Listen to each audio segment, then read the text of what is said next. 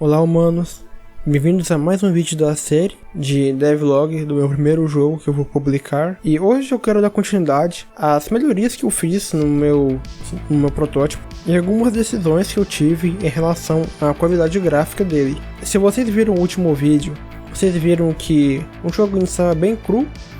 Eu só tinha ideia bem básica mesmo de que eu queria um jogo onde o jogador jogava frutas pelo caminho e um porco seguia essas frutas e comia elas, e que eu poderia criar puzzles com esse sistema, tanto controlando outros porcos ou resolvendo enigmas para conseguir chegar ao destino. E ainda era uma ideia assim bem inicial.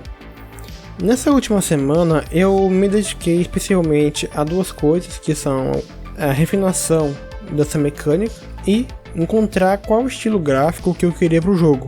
Começando pela mecânica, eu tive que limitar principalmente o jogador.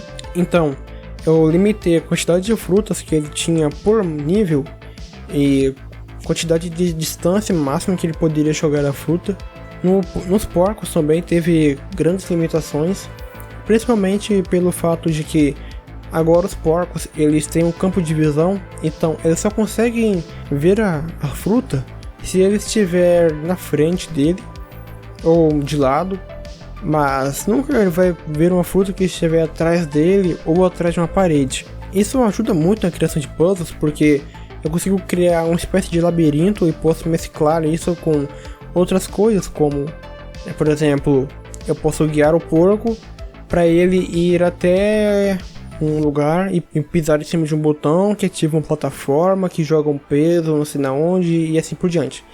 E eu consigo fazer uma série de coisas assim bem desafiadoras de uma forma simples, né? Só que essas limitações, por exemplo, de que a distância máxima que o jogador pode jogar a fruta e a quantidade de frutas que o jogador pode carregar, me deu um pequeno problema. Principalmente pelo fato de que o jogador não conseguia ver exatamente a distância que ele tinha de algum porco, e isso atrapalhava ele a saber, tipo assim, será que eu posso jogar aqui? Ou será que eu posso jogar um pouco mais longe? Ou porque se eu jogar muito longe o porco não vai ver a fruta. E isso poderia gerar uma confusão e atrapalhar muito na experiência do jogador, principalmente nos níveis mais difíceis. Para resolver isso, eu desenhei uma linha que vai do mouse até o porco, que marca a distância do porco até o mouse. E aí o jogador pode ter uma ideia mais ou menos e criar uma estratégia de como ele pode chegar naquele ponto sem gastando menos frutas. Isso foi o resultado final, inclusive funciona com múltiplos porcos. Então eu posso guiar vários porcos de uma vez só. Inclusive eu posso usar isso para gerar estratégia de guia um porco de uma vez e tento ignorar o outro e assim diante. Eu posso criar uma certa sequência na qual o jogador tem que selecionar os porcos e guiar eles. E claro, ele também pode guiar o seu próprio porco. O mais importante é ele saber na onde ele vai jogar essa fruta e o cuidado que ele tem que ter para não gastar todas as frutas que ele tem. Além das mecânicas principais, eu também foquei um pouco no sistema de pause, game over, game win, claro, né, o sistema de save load, de quais níveis foram desbloqueados. Eu tenho uma ideia no futuro de fazer o seguinte: conforme o jogador for jogando e passando os níveis, ele é salvo qual o último nível no qual o jogador passou. E cada vez que o jogador passar de nível, ele vai passar assim uma overview, mostrando ele indo para outra localização, que seria o próximo desafio. Também tem outros jogos que tem esse estilo, que você tem um mapa, uma visão de cima, mostrando um pequeno mapa, e você tem as marcações da onde você vai. Eu quero fazer algo um pouco parecido com isso. Existem outros jogos que tem essa pegada, mas eu não me lembro bem o nome deles, com a diferença de que o jogador não vai poder voltar para trás, ele só vai indo para frente. Isso tem a ver com a história do jogador, que é um homem, né, que ele tá voltando da viagem e ele tem que ir para o sítio dele. E no meio do caminho ele tem que passar pelos desafios, só que não faz sentido o jogador ter que ir pro sítio dele e depois querer voltar para trás para fazer, sei lá o que, refazer o nível, não faz muito sentido, né? Então eu estou bloqueando essa ação de voltar aos níveis. Uma coisa que estava muito indeciso no começo era qual tipo gráfico que o jogo ia ter. De início eu queria algo focado em pixel art, low poly pixel art, como esses exemplos que eu estou mostrando agora. Só que eu me deparei com um grande problema que é que eu não tenho muita experiência com level design, né, na parte assim na arte mesmo. E a outra é que eu não sei nada de pixel art. Isso gerou um atrito muito grande, porque no primeiro dia logo que eu testei como que eu iria fazer os modelos e tal, eu não conseguia nem mesmo fazer o mapa bonito.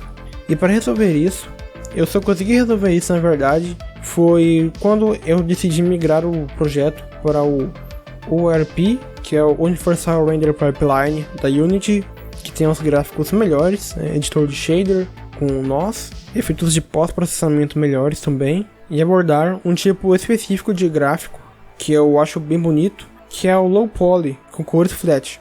Eu consegui deixar um mapa bem mais bonito usando esse estilo, e ainda mais usando os efeitos de pós-processamento, que eu consigo dar uma mexida a mais nas cores. Ficou bem interessante a qualidade final. É claro que isso é apenas uma base, mas eu posso replicar a mesma qualidade nos próximos níveis. Isso porque eu crio assets que podem ser facilmente replicados e vão exigir o mínimo de modificação para deixar eles diferentes. No caso do cenário, mesmo a base dele, a única coisa que eu tive que fazer foi criar alguns modelos de 3D de rochas. Como eles são apenas pequenas cores, eu posso, dependendo da ordem que eu ordeno esses objetos, como eu ordeno eles, eu consigo criar mapas muito diferentes e sem tanto esforço. Como vocês podem ver aí, esses são os modelos. E a única coisa que eu tive que fazer foi montar eles e mudar a escala, a rotação. Isso já gera uma qualidade incrível, né? Você consegue fazer muito com pouco. Mas as cores que eu uso no ambiente são muito importantes, né? Pelo fato de que, como são poucas cores, esse mapa tem 4 cores apenas. Todo mapa tem 4 cores. É importante que eu selecione bem quais cores que eu vou representar. Eu não posso criar cores com contrastes muito saturados. Vou fazer cores que podem se misturar, né, de forma muito brusca. Por exemplo, vermelho e marrom. Fazer todo o mapa vermelho e marrom pode gerar uma confusão e pode ficar horrível, porque fica confundindo o vermelho com o marrom, principalmente dependendo do contraste no qual você coloca. É muito bom se você colocar contrastes de cor muito fortes, assim, contraste assim, de cores muito diferentes. Por exemplo, uma cor forte e uma bem clara. E também é importante que você tenha uma combinação certa para não ficar uma coisa assim muito desconexa. O fato de não ter cores muito saturadas ajuda muito na visão do jogador, né? Porque cores muito fortes pode irritar a visão dele e ele pode não gostar muito. E para isso eu usei cores mais suaves. Tem um site em específico aqui no qual eu peguei as paletas de cores, que foi esse site aí, e eu simplesmente copiei quais valores que eu queria e gerei uma paleta de cores bem simples mesmo. E essa paleta que deu a vida assim de cores mesmo no meu ambiente. E ficou, eu achei o resultado bem bonito. E só que eu pensei o seguinte, bom, como eu vou ter árvores, seria importante que a árvore não teria a mesma cor do chão, né? Porque poderia acabar confundindo um pouco. Duas tonalidades de cor verde, né, para as árvores e uma pro chão, uma para a árvore.